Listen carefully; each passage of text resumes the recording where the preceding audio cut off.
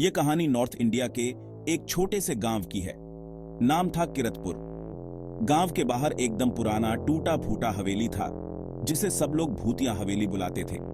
कहते हैं कि रात को इस हवेली से अजीब अजीब आवाजें आती हैं और जो भी वहां गया वापस नहीं आया।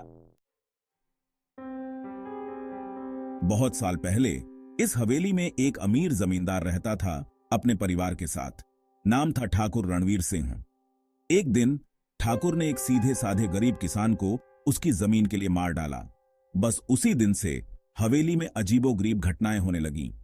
ठाकुर और उसका पूरा परिवार सब धीरे धीरे पागल से होते गए और एक एक करके सब मर गए। अब हवेली में कोई नहीं रहता था, लेकिन लोगों का मानना था कि वहां उन मरे हुओं की आत्माएं भटकती हैं। गांव में एक लड़का था, अर्जुन। अर्जुन को इन सब बातों पर यकीन नहीं था। उसने सोचा कि क्यों ना मैं खुद जाकर देखूं कि इस हवेली में है क्या। एक रात वो अकेला ही हवेली की तरफ चल दिया। जैसे ही अर्जुन हवेली के पास पहुंचा, उसने देखा कि हवेली की खिड़कियां अपने आप खुल और बंद हो रही हैं। अंदर से किसी के रोने जैसी आवाजें आ रही थीं। वो थोड़ी देर वहीं खड़ा रहा, फिर हिम्मत करके अंदर चला गया।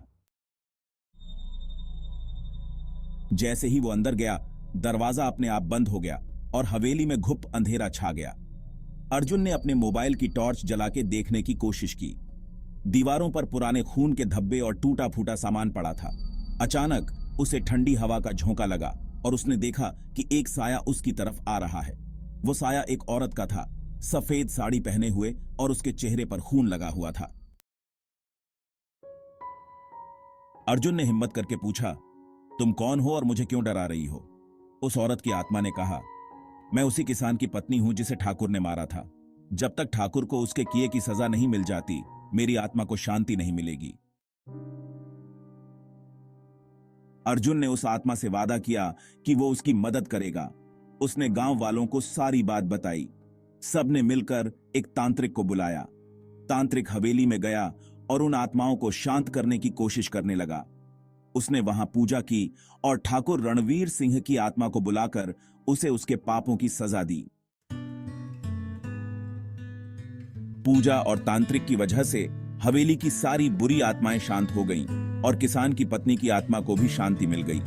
अब गांव वाले उस हवेली को एक पवित्र जगह मानते हैं और वहां हमेशा पूजा पाठ करते हैं। इस तरह अर्जुन की हिम्मत और गांव वालों की एकता की वजह से हवेली में भटक रही आत्माओं को मुक्ति मिली और गांव में फिर से शांति आ गई।